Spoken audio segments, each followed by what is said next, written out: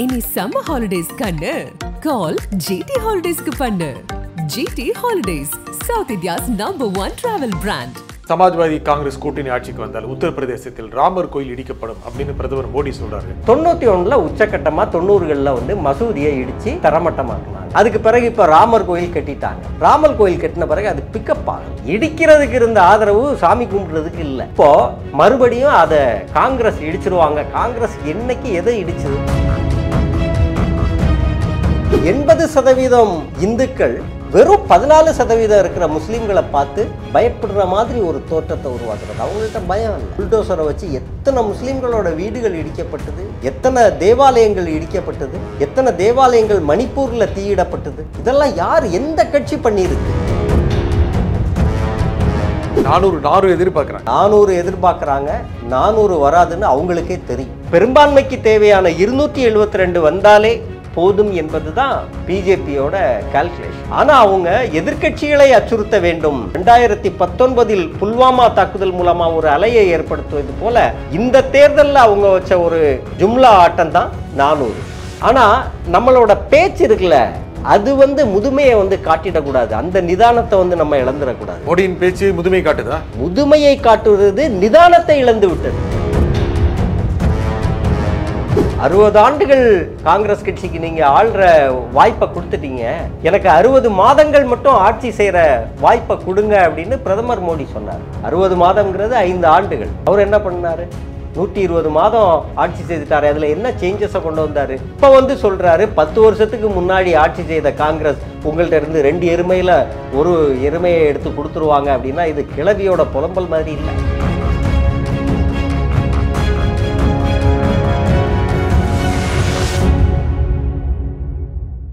வணக்கம் ஆகாயம் நண்பர்களே.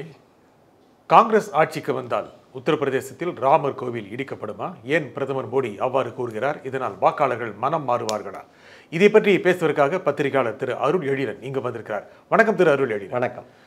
காங்கிரஸ் ஆட்சிக்கு வந்தால், சமாஜ்வாதி காங்கிரஸ் கூட்டணி ஆட்சிக்கு வந்தால் உத்தரப்பிரதேசத்தில் ராமர் கோயில் இடிக்கப்படும் அப்படின்னு பிரதமர் மோடி சொல்றாரு. இது சாத்தியமா?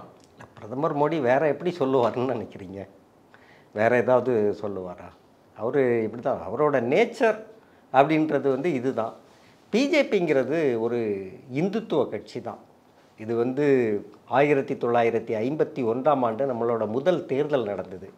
சுகுமார் சென்ங்கிற ஒரே ஒரு தேர்தல் கமிஷனரை வச்சு மிகச் சவாலான ஒரு காலகட்டத்தில் அந்த தேர்தல் நடத்தினாங்க. அந்த தேர்தலில் கிட்டத்தட்ட ஒரு 53 கட்சிகள் வந்து போட்டியிடுறாங்க இந்தியாவில். அதில் பாரதிய ஜனசங்கமும் ஒன்று. இன்னும் 51 ஆண்டுகளுக்கு, ஒரு 73 ஆண்டுகளுக்கு முன்னர் நடந்த அந்த தேர்தலில் இதே இன்னைக்கு பிஜேபியோட தலைவர்களாக பிரதமர் மோடி, உள்துறை அமைச்சர் அமித்ஷா உள்ளிட்ட அண்ணாமலை போன்ற தலைவர்கள் தமிழ்நாட்டில் எல்லாம் பேசுகிறாங்கல்ல, இதே மாதிரி தான் அன்னைக்கு 1951 பாரதிய ஜனசங்கம் பேசிகிட்டு இருந்தாங்க. 73 ஆண்டுகளுக்கு பிறகு இன்னைக்கு நடக்குது 18வது மக்களவை தேர்தல். பாரதிய ஜனசங்கத்தின் வாரிசுகளாக பிரதமர் மோடி பேசிக்கொண்டிருக்கிறார். நேருவின் வாரிசாக ராகுல் காந்தி பேசிக்கொண்டிருக்கிறார். ராகுல் காந்தி, பிரியங்கா காந்தி எல்லாம் பேசுகிறாங்க. இந்த சைடு மோடி, அமித்ஷா போன்றவர்கள் எல்லாருமே பேசிகிட்டு இருக்காங்க. இந்த 73 ஆண்டுகளில் யார் இடித்தாங்க? இடித்தது யார்? கட்டினது யார்? நேரு நூற்றுக்கணக்கான இன்சூரன்ஸ் நிறுவனங்களை, தனியார் கையில் இருந்த இன்சூரன்ஸ் நிறுவனங்களை பொதுத்துறை நிறுவனங்களாக கட்டி எழுப்பினார். இடிக்கல. அரசுக்கென்று ஒரு ஏர்வேஸை உருவாக்கினார். தொழில்துறையில் இந்தியா முன்னேற வேண்டும் என்று எவ்வளவோ புதிய புதிய தொழில் நிறுவனங்களை எல்லாம் கட்டி எழுப்பினார் நேரு. அதுக்கு பிறகு வந்த இந்திரா காந்தியாக இருக்கலாம், மன்மோகன் சிங்காக இருக்கலாம், வெவ்வேறு பிரதமர்கள், இவர்கள் அனைவருமே இந்தியாவை கட்டி எழுப்பியதில் மிகப்பெரிய பங்காற்றியவர்கள். ஏன் பாஜகவும் வாஜ்பாயும் கட்டி எழுப்பியிருக்கிறாரு, மோடியும் கட்டி எழுப்பியிருக்கிறாரு. எந்த கட்டி எழுப்புனாங்க? இந்த நாட்டை கட்டி எழுப்புனாங்கன்னா நாட்டை வந்து சும்மா அப்படி ரேண்டமாக வந்து எல்லையில் வந்து மதில் சுவர் கட்டி எழுப்புறது இல்லை, நிறுவனங்களை கட்டி எழுப்புறது. நீங்கள் என்ன உங்களோட சாதனை என்னன்னா சாதனையை சொல்லணும். அவங்க சொல்கிறாங்களே, ஐஐடி வந்து காங்கிரஸ் உருவாக்குனது, ஐஎஸ்ஆர்ஓ காங்கிரஸ் உருவாக்குனது, இப்படி எவ்வளவோ சொல்லிட்டு போகலாம். பிர்லா கோளரங்கம் காங்கிரஸ் உருவாக்குனது.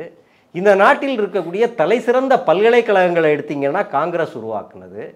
இந்த நாட்டின் தலை சிறந்த நிறுவனங்களை எடுத்தால் கூட அது காங்கிரஸ் உருவாக்குனது. பிஜேபி என்ன உருவாக்குனாங்க? பிஜேபி அதானி அம்பானியை உருவாக்குனாங்க. இருக்கிற நிறுவனங்களெல்லாம் இடித்து தகர்த்து அவங்க கையில் கொண்டு போய் கொட்டினாங்க. ஏர் இந்தியாவை மூடினாங்க. இந்தியாவுக்குன்னு ஒரு விமான நிறுவனமே கிடையாது. அதை கொண்டு போய் க்ளோஸ் பண்ணி இது பண்ணாங்க. 91 உச்சக்கட்டமாக 90களில் வந்து மசூதியை இடித்து தரமட்டமாக்குனாங்க. அதை காங்கிரஸ் கெட்டல, அதை ஏதோ ஒரு மன்னர் கட்டியிருப்பார், இது பண்ணார், அதை போய் இடித்து அதுக்கு பிறகு இப்போ ராமர் கோயில் கட்டிட்டாங்க. ராமர் கோயில் கட்டின பிறகு அது பிக்கப் ஆகலை.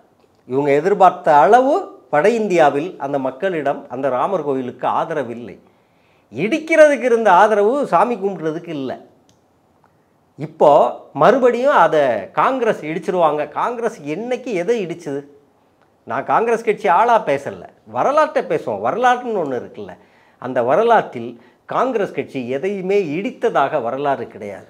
ஆனால் அந்த எண்ணத்தை விதிக்கிறது மூலம் அந்த அச்சுறுத்தலை கொடுக்குறாரு. இந்த காங்கிரஸ் வந்துச்சுன்னா இந்துத்துவத்தின் சின்னமாக சமீபத்தில் அடையாளம் காணப்பட்டிருக்கும் ராமர் கோயிலுக்கு அச்சுறுத்தல் இருக்குது அப்படின்னு பிரதமர் மோடி சொல்கிறாருல, அது மக்கள் நம்புவாங்களா இல்லையா? மக்கள் வந்து நம்ப மாட்டாங்க. கடந்த 90களிலிருந்தே இந்த பிரச்சாரம் கிட்டத்தட்ட இந்தியா சுதந்திரம் பெற்றப்பட்ட பிரிவினை காலத்தில் இருந்தே இருக்கிறது. நேரு வந்து பாகிஸ்தானுக்காக உழைக்கிறார், நேரு முசல்மானுக்காக உழைக்கிறார் அப்படின்றது அன்னைக்கு இருந்த தலைவர்கள் சொன்ன குற்றச்சாட்டு. இன்றைக்கி பிரதமர் மோடி காங்கிரஸ் கட்சியை முஸ்லீம் லீக்கோடு இணைக்கிறார். காங்கிரஸ் கட்சியின் தேர்தல் அறிக்கை முஸ்லீம் லீக் அறிக்கை போல இருக்கிறது. இந்துக்களின் சொத்துக்களை எல்லாம் பிடுங்கி காங்கிரஸ் கட்சி முஸ்லீம்களிடம் கொடுத்து விடும், இந்து பெண்களின் தாலியை அபகரித்து முஸ்லீம்களுக்கு கொடுத்து விடுவார் அப்படின்னு பிரதமர் மோடி சொல்கிறாரு. இது எப்படி இருக்குன்னா, 80% இந்துக்கள் வெறும் 14% இருக்கிற முஸ்லீம்களை பார்த்து பயப்படுற மாதிரி ஒரு தோற்றத்தை உருவாக்குறது. அவங்கள்ட்ட பயம் இல்லை. ஆனால் அந்த காங்கிரஸ் அதை செஞ்சிருக்கு அப்படி தானே மோடி சொல்கிறார். காங்கிரஸ் என்ன செஞ்சிருக்கு? முஸ்லீம்களை பாதுகாக்கிறது, முஸ்லீம்களுக்கு சாதகமாக இருக்கிறது. காங்கிரஸ் கட்சி முஸ்லீம்களை, இந்திய குடிமக்களை பாதுகாத்தது. முஸ்லீம்களுக்கு எதுவுமே யாருமே இதுவரைக்கும் மிக பெரிதாக செய்யவில்லை. அதற்காகத்தான் சச்சார் கமிட்டியை போட்டாங்க, அதை பார்லிமெண்ட்டில் தாக்கல் பண்ணாங்க. அதில் இருக்கிற ஷரத்துக்களையே இந்திய அரசு செயல்படுத்தவில்லை. உயர்கல்வியாக இருந்தாலும் சரி, வேலைவாய்ப்பாக இருந்தாலும் சரி, நீங்கள் சாதாரணமாக பாருங்கள் சார், வேலை பார்க்குற இடத்துல ஒரு 10 பேர் இருக்கிறோம், அதில் எத்தனை முஸ்லீம் இருக்காங்க? முஸ்லீமே இல்லையே சார். ஒரு நீதித்துறைக்கு போங்க, ஒரு அரசு அலுவலகத்துக்கு போங்க, ஒரு அரசு அலுவலகத்துக்கு போனீங்கன்னா ஒரு 40-50 பேர் இருப்பாங்க. அந்த 40-50 பேரில் எத்தனை முஸ்லீம் இருக்காங்க? ஒரு கல்வி நிறுவனம், ஒரு தனியார் கல்வி நிறுவனம் போங்க, ஒரு 100 குழந்தைகள் படிக்கிறாங்க. அந்த 100 குழந்தைகளில் 2-3 முஸ்லீம் குழந்தைகள் இருந்தாலே பெரிய விஷயம். அப்போது என்ன நடக்குது அப்படின்னா, இந்த சோசியல் ஸ்ட்ரக்சர், இந்த சோசியல் அமைப்புக்குள் இருந்து முஸ்லீம்கள் கடந்த 2014 பேர் வேகமாக விலக்கப்பட்டுள்ளார்கள். அது 2014 மோடி ஆட்சியை நீங்கள் குறி வைக்கிறீங்க? ஆமாம், அதுதான் உண்மை. அச்சுறுத்தப்பட்டிருக்காங்க சார். என்ன அச்சுறுத்தல்? நீங்கள் இடிக்கிறத பற்றி சொன்னீங்க. இடிக்கிறது வந்து கோயிலில் மட்டுமா இடித்தாங்க, அதுக்கு பிறகு இடிக்கலையா? புல்டோசரை வச்சு எத்தனை முஸ்லீம்களோட வீடுகள் இடிக்கப்பட்டது, எத்தனை தேவாலயங்கள் இடிக்கப்பட்டது, எத்தனை தேவாலயங்கள் மணிப்பூரில் தீயிடப்பட்டது. இதெல்லாம் யார், எந்த கட்சி பண்ணியிருக்கு? பிஜேபி மட்டுமே தான் இதை பண்ணியிருக்காங்களே தவிர காங்கிரஸோ அல்லது திமுகவோ அல்லது சமாஜ்வாதியோ வேற எந்த கட்சிகள், அதிமுக கூட பண்ணினது கிடையாது. அது அடுத்தவங்களோட வழிபாட்டு தலங்களை போய் இடிக்கிறது, அடுத்தவர்களோட வீடுகளை போய் இடிக்கிறது. ஆனால் இந்த மாதிரி திரு மோடி பேசுறது வாக்காளர்கிட்ட ஒரு தாக்கத்தை ஏற்படுத்தி, முக்கியமாக மிச்சம் இருக்கின்ற வாக்குப்பதிவுக்கான கட்டங்கள் இன்னும் 3 இருக்கு, அதுல ஒரு தாக்கத்தை ஏற்படுத்தி, ஆமா நமக்கு ஒரு பேராபத்து இருக்கு, நம்முடைய அடையாளம், இந்துக்களின் அடையாளமான ராமர் கோயில் காங்கிரஸ் தான் இடிக்கப்படும் அப்படின்னு டில்ட் பண்றதுக்கு மக்கள் பாஜக பக்கம் இன்னும் அதிகம் சாய்வதற்கான வழி ஏற்படுமா? ஏற்படாதா? ஏற்படாது. ஏன் சொல்றீங்க? இந்த 3 கட்ட தேர்தலிலும் வட மாநிலங்களில் பிஜேபி எதிர்பார்த்த தொகுதிகளில் வெல்ல முடியாது. ஒட்டுமொத்தமாக இந்தியா முழுக்க ஒரு 200 தொகுதிகளில் பாஜக வென்றாலே மிகப்பெரிய விஷயம். அது ஒரு தனிப்பெரும் கட்சியாக வருமா இருக்கும். 400 எதிர்பார்க்குறாங்க. 400 எதிர்பார்க்குறாங்க. 400 வராதுன்னு அவங்களுக்கே தெரியும். பெரும்பான்மைக்கு தேவையான 272 வந்தாலே போதும் என்பது தான் பிஜேபியோட கால்குலேஷன். ஆனால் அவங்க எதிர்க்கட்சிகளை அச்சுறுத்த வேண்டும், ஒரு மாய தோற்றத்தை 2014 உருவாக்குன மாதிரி உருவாக்கணும், 2019 புல்வாமா தாக்குதல் மூலமாக ஒரு அலையை ஏற்படுத்துவது போல இந்த தேர்தலில் அவங்க வச்ச ஒரு ஜும்லா ஆட்டம் தான் 400. அந்த 400 அவங்க எட்ட முடியாது அப்படின்றது பிஜேபிக்கே தெரியும், பெரும்பான்மைக்கு தேவையான தொகுதிகள் வந்தாலே பெரிய விஷயம். ஆனால் வராதுங்கிறது தான் உண்மை. காரணம், அவங்களுக்கு வலுவான ஒரு கூட்டணி இல்லை. மக்களிடம் நன்மதிப்பை பெற்ற தலைவர்கள் யாரும் அவங்களோட இல்லை. தமிழ்நாட்டில் பாருங்க, யாரும் இருக்கா? மோடி மட்டும் பார்த்தாதா ஒரு நன்மதிப்பு பெற்ற அவர் முகமே ஒரு சேலபிள் பிராண்ட். 2014 வளர்ச்சிங்கிற பேரில் அவரை வந்து அப்படி ஒரு பெரிய அளவு பிரச்சாரம் பண்ணி கொண்டு வந்தாங்க. ஆனால் அவருடைய உண்மை முகம் 2016 பணமதிப்பிழப்பு நடவடிக்கை பண்ணினப்பையே ஒரு பேராபத்துக்குள் நாம் சிக்கி இருக்கோம் அப்படின்றது இந்திய மக்களுக்கு தெரிஞ்சு போச்சு. துரதிர்ஷ்டவசமாக 2019 எதிர்க்கட்சிகள் ஒன்றிணையாமல் உதிரியாக தனித்தனியாக நின்றதால் பிரதமராக மீண்டும் மோடி வென்றார். ஆனால் இந்த தேர்தலில் எதிர்க்கட்சி கூட்டணி தான் வலுவாக இருக்கிறது. மோடி அலை களத்தில் இல்லை. பிரியங்காவுக்கும் ராகுலுக்கும் மிகப்பெரிய அலை வட இந்தியாவில் வீசிக்கொண்டு இருக்கிறது. நேற்று ரேபரேலியில் நடந்த பேரணியே அதுக்கு ஒரு சாட்சி. பிரியங்கா எங்கே போனாலும் இந்திரா காந்தியை பார்ப்பதற்கு அந்த மக்கள் வந்து கூட்டம் கூட்டமாக ஓடினது போல பிரியங்கா காந்தியை பார்க்குறதுக்கு ஜனம் ஓடுது.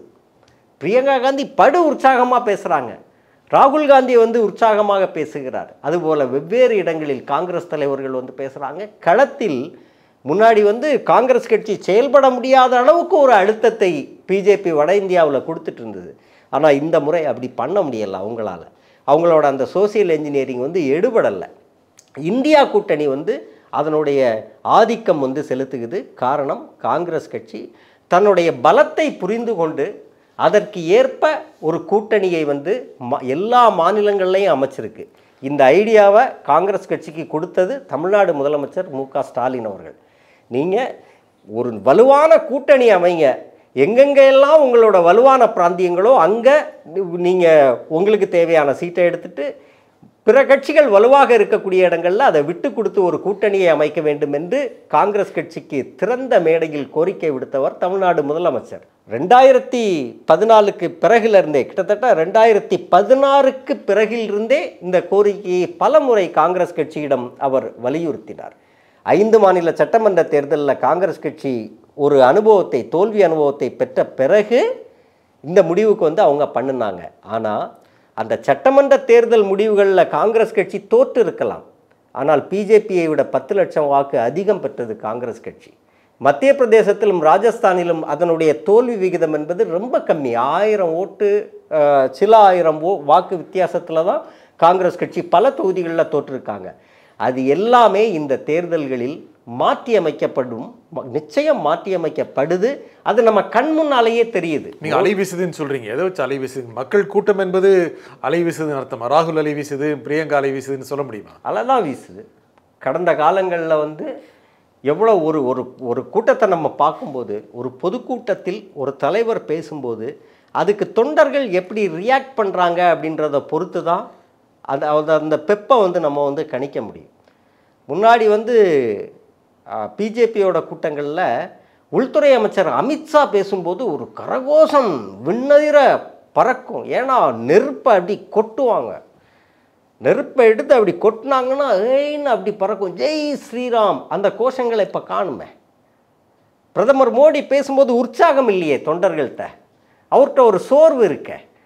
தேர்தல் களத்தில் பிரதமர் மோடிக்கு 75 வயது ஆகப்போகிறதுங்கிற பிரச்சாரத்தை முன்னரங்குக்கு கொண்டு வந்து நிறுத்திட்டார ராகுல் காந்தி. பிஜேபி ஆம் ஆத்மி தலைவர் கெஜ்ரிவால் அவர் தான் அதை முதலாக சொன்னது. பிரதமர் மோடிக்கு 75 வயது ஆகிவிட்டதால் பிரதமர் மோடி இருப்பாரா அல்லது உள்துறை அமைச்சர் அமித்ஷா வரப்போகிறாரா அப்படின்ற சந்தேகத்தை வந்து முதலாக அரசியல் களத்தில் விதைச்சது வந்து ஆம் ஆத்மி தலைவர் கெஜ்ரிவால். களம் இன்னைக்கு எப்படி ஆகிப்போச்சுன்னா, பிரதமர் மோடிக்கு வந்து வயதாகிவிட்டது அப்படின்ற ஒரு தோற்றம் வந்து தேர்தல் களத்தில் வந்து கிரியேட் ஆகிடுச்சு. அப்போ ஒருத்தருக்கு ஆனால் என்னன்னா அவர் அதை நிரூபிக்கிற மாதிரி பேசுகிறார். இந்துக்களோட சொத்துக்களை எடுத்து கொடுத்துருவாங்க, தாலியை எடுத்து கொடுத்துருவாங்கன்னா ஏஜ் ஆகலாம் சார் அரசியலில். எல்லாருக்குமே, எனக்குமே ஏஜ் ஆகும். நான் கூடிய விரைவில் நம்ம கிழவர்கள் தான் ஆக போகிறோம். ஆனால் நம்மளோட பேச்சு இருக்குல்ல, அது வந்து முதுமையை வந்து காட்டிடக்கூடாது. அந்த நிதானத்தை வந்து நம்ம இழந்துடக்கூடாது. மோடியின் பேச்சு முதுமை காட்டுதா? முதுமையை காட்டுவது நிதானத்தை இழந்து விட்டது. ரெண்டுக்கு வித்தியாசம் இருக்குல்ல. நிதானத்தை இழப்பது தான் முதுமை. அதில் என்ன வேணாலும் பேசலாம். முதுமை வந்த பிறகு நம்ம வீட்டில் இருக்கவங்க பெரியவங்க கொஞ்சம் தடுமாறி பேசுவாங்க, என்ன வேணாலும் ஒரு சுய அதிருப்தி இருந்துகிட்டே இருக்கும். அவங்க ஒன்றும் பெருசாக வாழ்ந்தவங்க இல்லையா. ஆனால் மோடிக்கு அது வரக்கூடாது. என்ன நிதானம் இழந்து விட்டால் அது வயதினுடைய அறிகுறின்னு ஏன் சொல்றீங்க? அது அந்த வயதினுடைய அறிகுறி இந்த தேர்தலில் பிரதமர் மோடிட்ட நல்லாவே தெரிகிறது. என்ன நிதானம்? பதட்டம். என்ன பதட்டம்? ஒரு பதட்டம். அதனால தான் அவர் அதை காங்கிரஸ் கட்சியோட அறிக்கையை முஸ்லீம் லீகோட இணைச்சி பேசுகிறாரு. ஒரு வெறுப்பை இடைவிடாமல் ஒரு முதியவர்கள் வெறுப்பை கொட்டுவது போல கொட்டிக்கொண்டே இருக்கிறார்கள். சரி, அங்கே உள்ள இளையவர்கள் வெறுப்பை கொட்டுறது இல்லையான்னா அவங்க தான். அண்ணாமலை இங்கே என்ன பேசுகிறாரு? வெறுப்பை தான் கொட்டுறாரு. பத்திரிகையாளர்களை பார்த்தா ரொம்ப கேவலமாக பேசுகிறாரு, மற்றவங்களை பற்றி ரொம்ப கேவலமாக பேசுகிறார். கேவலமாக பேசி பேசி பேசி பேசி அதிமுக கூட்டணியே உடஞ்சி நாசமாக போயிடுச்சு. அண்ணாவை பற்றி கேவலமாக பேசுவார், ஜெயலலிதாவை பற்றி கேவலமாக பேசுவார், எம்ஜிஆரை பற்றி கேவலமாக பேசுவார். அதே மாதிரி தான் அவங்களோட மூத்த லீடர்களும் முதியவர்களும் சீனியர்களும் இருக்காங்க. அது எப்படி ஜனங்கள்கிட்ட ஈடுபட விரும்ப மாட்டாங்க. முக்கியமாக இந்து ஹார்ட்லேண்ட் சொல்லப்படுகின்ற இந்து மக்கள் அதிகமாக பிஜேபியை ஆதரிக்கின்ற மாநிலங்களில், முக்கியமாக காங்கிரஸ் ஆட்சிக்கு வந்தால் இந்துக்களின் சொத்துக்கள் முஸ்லீம்களுக்கு போய்விடும், நீங்கள் 2 மாடு வைத்தால் ஒன்றை எடுத்துக்கொள்வார்கள், இப்படிலாம் பேசுது அப்படின்னு ஒரு மக்கள்கிட்ட ஒரு நம்பகத்தன்மையை, ஒரு கன்வின்சிங்காக அதை சொல்கிறாங்க. இனிமேலும் நம்ம கொஞ்சம் நஞ்சம் நினச்சிருந்தாலும் காங்கிரஸுக்கு ஓட்டு போடணும்னு ஓட்டு போடக்கூடாது அப்படின்னு மாற மாட்டாங்களா? அப்படியெல்லாம் மாற மாட்டாங்க. உங்களிடம் 2 எருமைகள் இருந்தால் அதில் ஒரு எருமையை எடுத்துக்கொள்வார்கள் அப்படின்னு சொன்னால் அது எப்படி எடுப்பாங்க? அப்படி முன்னாடி காங்கிரஸ் கட்சி எடுத்திருக்கா? காங்கிரஸ் கட்சி இதுக்கு முன்னாடி ஆட்சியில் இருந்தது இல்லையா? இந்த நாட்டில் 60 ஆண்டு காலம் காங்கிரஸ் கட்சி ஆட்சி செய்திருக்கு. 60 ஆண்டுகள் காங்கிரஸ் கட்சிக்கு நீங்கள் ஆள்ற வாய்ப்பை கொடுத்துட்டீங்க. எனக்கு 60 மாதங்கள் மட்டும் ஆட்சி செய்கிற வாய்ப்பை கொடுங்க அப்படின்னு பிரதமர் மோடி சொன்னார். 60 மாதங்கிறது 5 ஆண்டுகள். ஆனால் 10 வருஷம் அவருக்கு ஆட்சி செய்கிற பொறுப்பை கொடுத்துட்டாங்களே. 60 120 வருஷம் பிரதமர் மோடி ஆட்சி செய்துட்டாரே. அவர் என்ன பண்ணார்? 120 மாதம் ஆட்சி செய்துட்டாரு. அதில் என்ன சேஞ்சஸை கொண்டு வந்தார்? இப்போ சொல்கிறாரு 10 வருஷத்துக்கு முன்னாடி ஆட்சி செய்த காங்கிரஸ் உங்கள்கிட்ட இருந்து 2 எருமையில் ஒரு எருமையை எடுத்து கொடுத்துருவாங்க அப்படின்னா இது கிளவியோட புலம்பல் மாதிரி இல்லை. 10 வருஷங்கிறது ஒரு ட்ரெய்லர் தான், இனிமேல் தான் மெயின் பிக்சர் வரப்போகுதுன்னு சொல்கிறாரு. இது 10 வருஷத்தில் அவர் என்ன செய்தார் அப்படின்றத ஒரு 10 ஆண்டுகளுக்கு பிறகு ஒரு தேர்தலை எதிர்கொள்ளக்கூடிய கட்சி தன்னோட சாதனை எது அப்படின்றத ரொம்ப அழுத்தமாக பதிவு பண்ணணும். நீங்கள் அமித்ஷா பற்றி சொன்னீங்க, நேரடியாக சொல்லிட்டாரு பசுபதி செய்தால் தலையில் தொங்க விட்டுருவோம். ஆமாம், அதுக்கு முன்னாடி கூட அவர் பச்சை மட்டையால் அடிப்பேன் அப்படின்லாம் பேசியிருக்கார். நம்ம ஊரில் நாம் தமிழர் சீமான் பேசுகிற மாதிரியே தலைகீழாக தொங்க விட்டு அடிப்பேன். அதெல்லாம் வழக்கமான பாணி தான், அவங்களோட நேச்சர் இதுதான். அந்த பேச்சுக்கு நல்ல வரவேற்பு இருந்துச்சு. ஆமாம், இருக்கும்ல, வரவேற்பு இருக்கும்ல. அது எப்படி வரவேற்பு இல்லாமல் இருக்கும்? அதனால எல்லாம் அவங்க ஜெயிச்சிடவெல்லாம் முடியாது. அது அந்த கூட்டம் சிறியது, எப்போதுமே அந்த கூட்டம் சிறியது தான். ஒட்டுமொத்தம் இந்திய சதவீதத்தில் வெறும் 30% தான் அவங்க. 70% மக்கள் அவர்களுக்கு எதிரானவர்கள். 70% மக்கள் மதச்சார்பின்மையை நம்பக்கூடியவர்கள். 70% மக்கள் முஸ்லீம்களையும் கிறிஸ்தவர்களையும் தங்களோட சகோதரர்களாக கருதக்கூடிய உண்மையான இந்துக்கள்.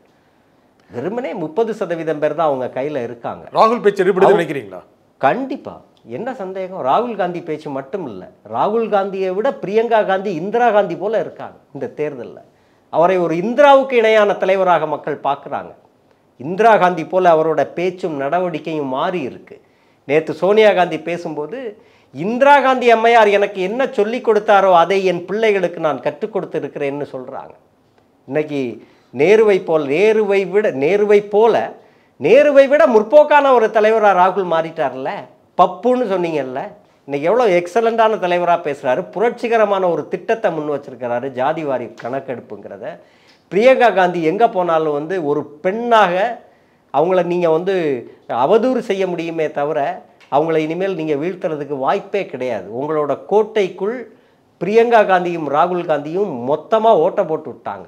கோட்டைன்னா வட இந்தியாவில் இந்துத்துவ கோட்டையை சொன்னேன். ஆனால் ரொம்ப ஸ்ட்ராங்காக இருக்காங்க. ராஜஸ்தான், குஜராத், மத்திய பிரதேஷ் ரொம்ப ஸ்ட்ராங்காக இருக்கு. உத்தரப்பிரதேஷ், மத்திய பிரதேசம், ராஜஸ்தான் 2 மாநிலங்கள்லையும் ஸ்வீப் பண்ணியெல்லாம் ஜெயிக்க முடியாது. உத்தரப்பிரதேசத்தில் சரிபாதி தொகுதிகள் வெல்வார்கள். வேண்டுமென்றால் குஜராத்தில் ஓரளவுக்கு ஜெயிப்பாங்களே தவிர இந்தியாவில் எந்த ஒரு மாநிலத்திலும் பிஜேபி ஸ்வீப் பண்ணி வர்றதுக்கு வாய்ப்பு இல்லை. 40க்கு 40, 50க்கு 50, 80க்கு 80 என்று பிஜேபி எந்த ஒரு மாநிலத்திலும் வருவதற்கு வாய்ப்பே கிடையாது. அது குஜராத்தாக இருக்கலாம், உத்தரப்பிரதேசமாக இருக்கலாம், ராஜஸ்தானாக இருக்கலாம், மத்திய பிரதேசமாக இருக்கலாம், எந்த மாநிலமாக இந்த இடத்துலையும் நல்லா வென்ற மாநிலங்கள் நீங்கள் சொல்கிறீங்க, எல்லாத்தையும் ஹையாக டச் பண்ணிட்டாங்க. கடந்த தேர்தலில் அதோட உச்சக்கட்ட வெற்றியை இந்துத்துவ சக்திகள் பார்த்து விட்டார்கள். இந்த தேர்தலில் அவர்களால் வெல்லவே முடியாது. ஒரு 200 தொகுதிகளில் வென்றாலே மிகப்பெரிய விஷயம். தென் மாநிலங்கள் முக்கியமாக தமிழ்நாடு போன்ற இடங்களில் இருக்கின்ற இலவச சேவைகள் பற்றியும் பிரதமர் பேசுகிறாரு. அது மாநிலங்களுக்கு இடையே பிளவை ஏற்படுத்துகிற செயல் அப்படின்னு முதலமைச்சர் அறிக்கை விட்டு. மாநிலங்களுக்கு இடையே ஒரு பிளவும் ஏற்படாது. தமிழ்நாடு எப்பவுமே தமிழ்நாடு தான். இல்லை, பிரதமரை முதலமைச்சர் தமிழ்நாட்டு பெண்களை இழிவு செய்கிறாங்க.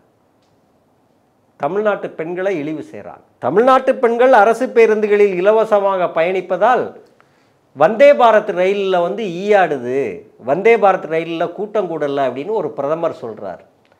தமிழ்நாட்டு பெண்களின் பொருளாதார வளர்ச்சியில் 3 முக்கியமான திட்டங்கள் இருக்குது.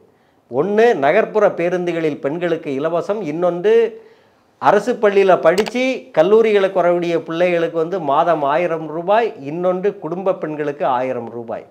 இந்த 3 திட்டங்களும் பெண்களுடைய வாழ்க்கையில் மிக புரட்சிகரமான திட்டங்கள்.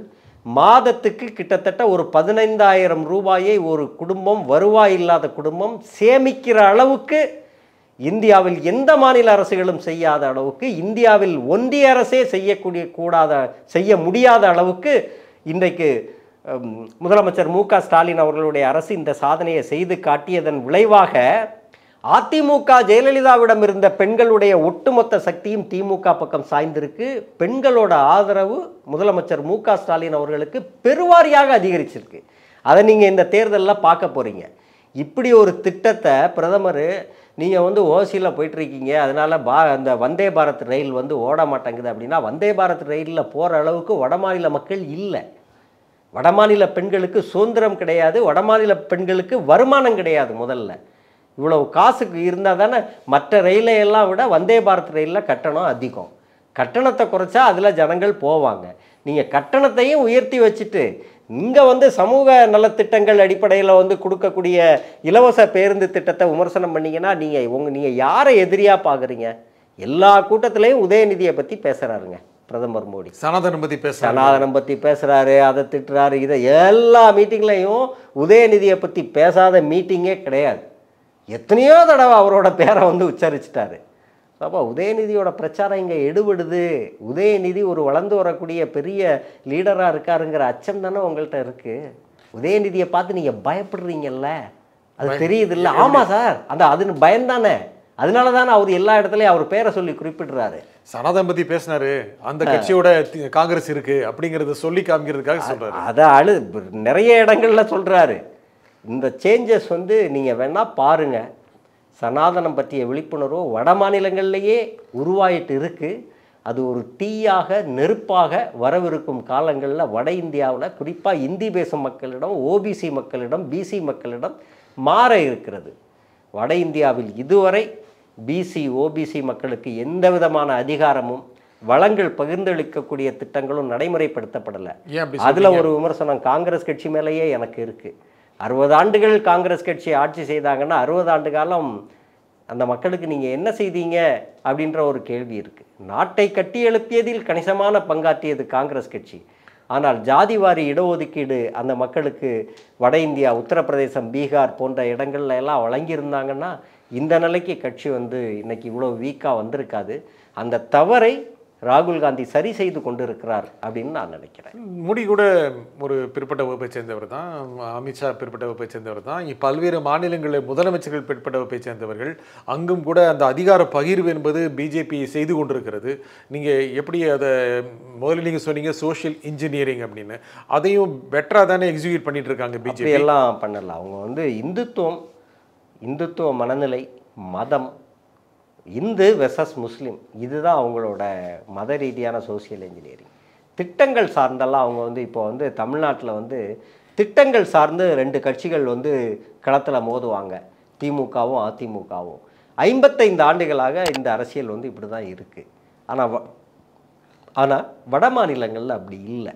அங்கே மதம்தான். ஒரு முஸ்லீமை போட்டு அடிக்கிறது, முசாஃபர் நகர் மாதிரியான கலவரங்களை உற்பத்தி செய்கிறது, அதுதானே தவிர அந்த மக்களுக்கு அந்த உரிமைனா என்ன, தன்னோட உரிமைனா என்ன அப்படின்ற சென்ஸே அந்த மக்களுக்கு வராமல் இவங்க வந்து பார்த்துக்கிறாங்களே தவிர வளர்ச்சியை சொல்லி கேட்குறதுக்கு ஒன்றுமே இல்லை.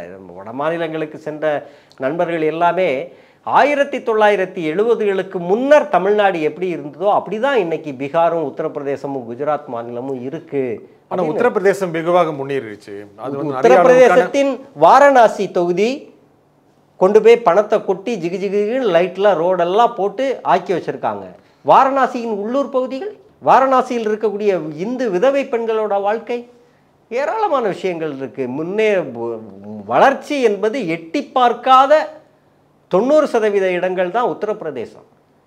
சில தொகுதிகளில் பணத்தை கொண்டு கோட்டி மெயின் ரோடு ஃபுல்லாக லைட்டை போட்டு ரோடை போட்டு ஜிகு ஜிகுன்னு ஆக்கி வச்சுருக்காங்க. அது காங்கிரஸ் மேலே ஒரு அதிருப்தியாக வந்து மாறுறதுங்கிறது உண்மைதான். அதை சில நண்பர்கள் போயிட்டு வந்து சொன்னாங்க, வாரணாசி மாதிரியான இடங்களில் வந்து பணத்தை கொண்டு பாஜக வந்து கொட்டி இது பண்ணி வச்சுருக்காங்க. ஆனால் இங்கே இருக்கிறதுக்கும் அங்கே இருக்கிறதுக்கும் உள்ள வித்தியாசம் இருக்குல்ல. தனி மனித வளர்ச்சி, தனி மனித வருவாய் அப்படின்றது அங்கே கிடையாது, அங்கே கிடையாது. ஆனால் நீங்கள் அரவிந்த் கெஜ்ரிவால் பற்றி சொன்னீங்க. அரவிந்த் கெஜ்ரிவால் சொன்னது முக்கியமாக மூத்த தலைவர்களை மோடி ஒதுக்க தொடங்கி விட்டார். முக்கியம் சிவராஜ் சிங் சௌஹான். அதே மாதிரி யோகி ஆதித்யநாத்துக்கும் நடக்க வாய்ப்பு இருக்கு. இதெல்லாம் எடுபடுமா என்ன? இது எடுபடும் பிஜேபி. காரணம் ஆர்எஸ்எஸ் பிஜேபியோட ஆர்எஸ்எஸோட வெகுஜன அமைப்பு தான் பிஜேபி. பிஜேபியில் வந்து மோடியோட டாமினேஷன், குஜராத்திகளோட டாமினேஷன், 2 குஜராத்திகள் வந்து ஒட்டுமொத்த இந்தி பேசும் மக்களையும் வந்து டாமினேட் பண்ணுறாங்க அப்படின்ற ஒரு எண்ணம் பிஜேபிக்குள்ளே இருக்குது. அது ஒரு இஷ்யூவாகவும் இருக்குது.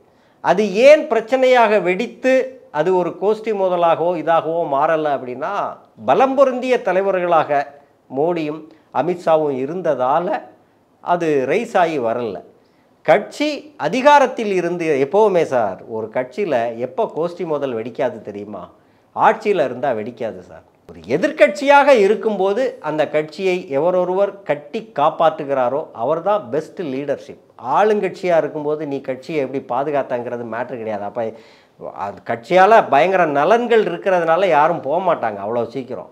எதிர்கட்சியாக இருக்கும்போது பதவியில் இல்லாதப்போ எந்த பலனும் இல்லாத காலகட்டத்தில் அந்த கட்சிக்கு உண்மையாக இருக்கிறாங்கல்ல, அந்த லீடர்ஷிப் தான் மிகச்சிறந்த லீடர்ஷிப். அந்த வகையில் இந்தியாவிலேயே கலைஞர் தான் திமுக என்ற கட்சியை 13 ஆண்டுகள் பதவியில் இல்லாதப்போ கூட அந்த கட்சியை வந்து சிதையாமல் உடையாமல் மிகச்சிறந்த முறையில் பாதுகாத்தவர் வந்து கலைஞர் தான். அப்படி இன்னொருத்தருக்கு அப்படி ஒரு ஹிஸ்ட்ரி இருக்குமா அப்படின்றது தெரியுதில்ல. பல கட்சிகள் இன்னைக்கு உடைக்கப்பட்டு விட்டது, பல கட்சிகள் நொறுங்கி விட்டது. பிஜேபி இன்று அந்த சவாலை நிச்சயம் சந்திக்கும். காரணம், பல கட்சிகளை இவங்க உடைச்சிட்டாங்க. அவங்களோட கூட்டணி வச்ச கட்சிகளை எல்லாத்தையுமே சுக்குநூறாக உடைச்சி சின்ன பின்னமாக்கிட்டாங்க. அவங்க பலவீனமாகும்போது அவங்க கட்சியை வந்து நிச்சயமாக வந்து கோஷ்டி முதலாலே உடையிறதுக்கு நிறைய வாய்ப்பு இருக்குது. நிச்சயமாக வந்து அது இந்த தேர்தலுக்கு பின்னர் கூட நடக்கலாம். இந்த நிகழ்ச்சியில் உங்கள் கருத்துக்களை குறிமைக்காக திரு அருள் எடிதன் மிக்க நன்றி. வணக்கம். மீண்டும் ஒரு நிகழ்ச்சி சந்திப்போம். நன்றி, வணக்கம். இனி சம்மர் ஹாலிடேஸ் கண்ணு கால் ஜிடி ஹாலிடேஸ்க்கு பண்ணு. GT holidays, south India's number 1 travel brand.